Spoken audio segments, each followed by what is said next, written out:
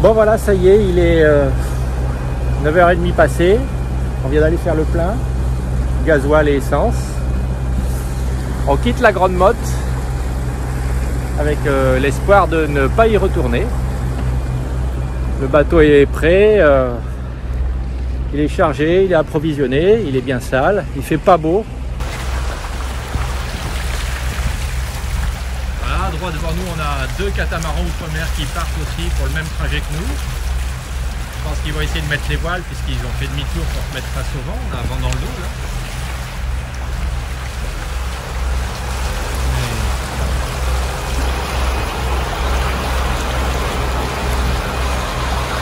Il n'y a pas de vent. Il fait gris.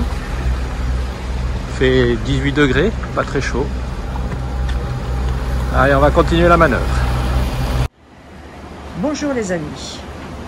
Nous sommes vendredi 23 septembre, il est à peu près presque midi et pour une fois c'est moi qui vais faire cette petite vidéo qu'habituellement fait Stéphane pour vous montrer notre vie à bord après un quart de nuit.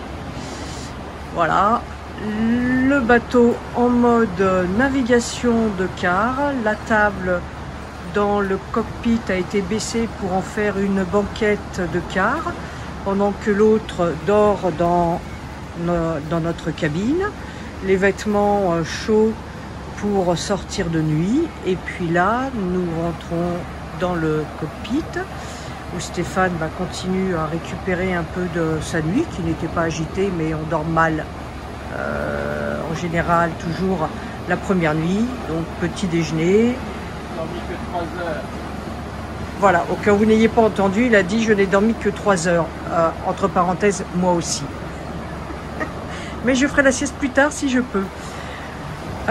Voilà, donc il se repose. On a baissé toutes les protections dans la nuit pour éviter le froid et ce qui a fait une température confortable. On n'a pas eu besoin de mettre ni veste de quart ni pantalon. Et là maintenant, on va petit à petit ouvrir une partie des voilages parce que la chaleur commence à monter. Il fait beau, il fait beau. Là, je suis au vent, donc je vais parler un peu plus fort. Je vais me mettre de l'autre côté.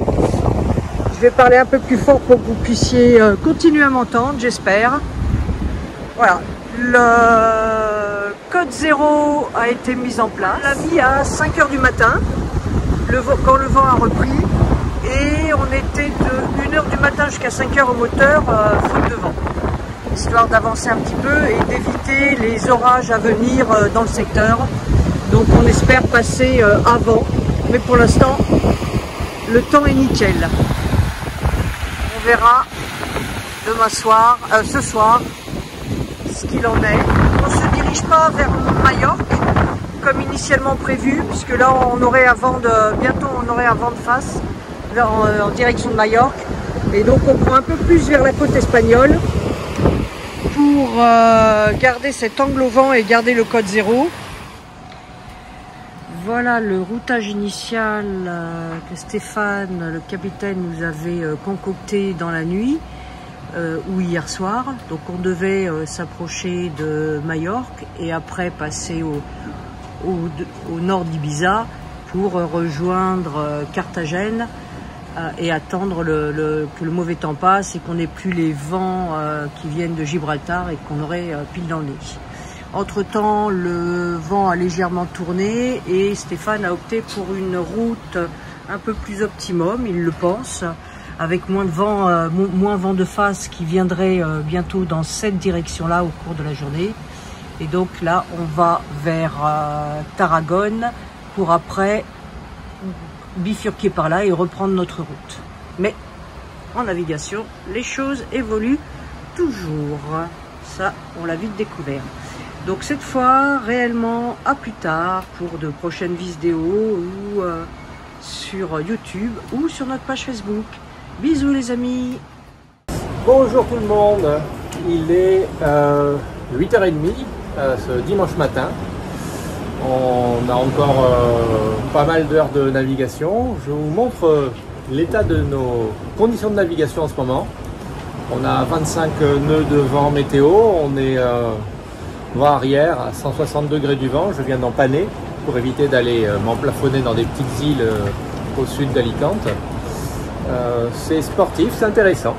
Hop là, je vous montre. Bon, dans le bateau, il y a les tenues de navigation hauturière.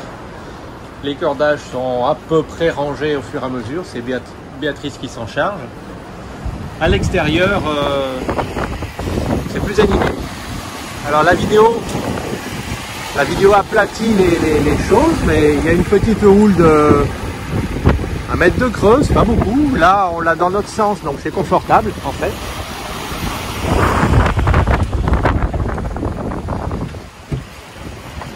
Voilà.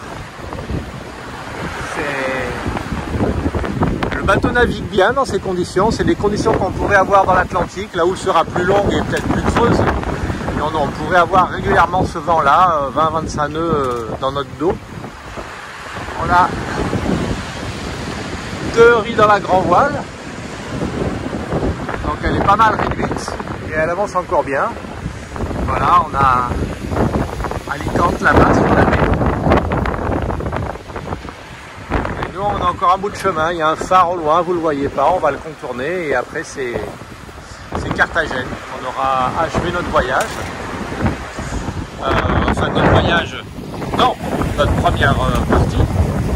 Et on aura plein de réparations à faire. Hop là, je passe de l'autre côté.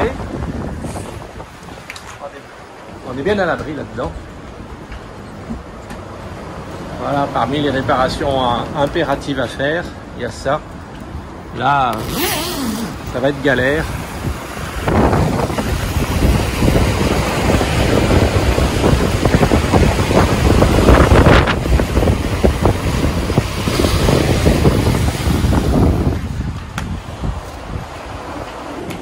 Les bossoirs se sont fendus, ce sont des bossoirs en carbone très résistants. Ils ont été calculés pour supporter le poids d'une annexe même un peu lourde comme celle-là. Le problème c'est que je pense que personne n'y avait pensé. Quand on navigue par gros temps, comme ça a été le cas pas cette nuit mais la nuit précédente, le moteur de l'annexe, c'est pas qu'il touche, c'est que les vagues qui passent sous le bateau et le bateau il passe son temps à tanguer.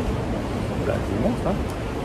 Quand l'étrave est levée par une vague ou par le vent, que l'arrière s'enfonce un petit peu et qu'on prend des paquets de mer, le pied du moteur touche. Quand le pied du moteur touche, vous imaginez quand le bateau avance à 10 nœuds, la charge que ça fait sur le truc. Donc ça tire sur l'annexe, ça a cassé le mousqueton inox qui retenait l'annexe sur son bossoir. Heureusement, il y avait une sangle pour la sécuriser en dessous. Et là, j'ai bricolé ce que j'ai pu avec un cordage pour la retenir au bossoir.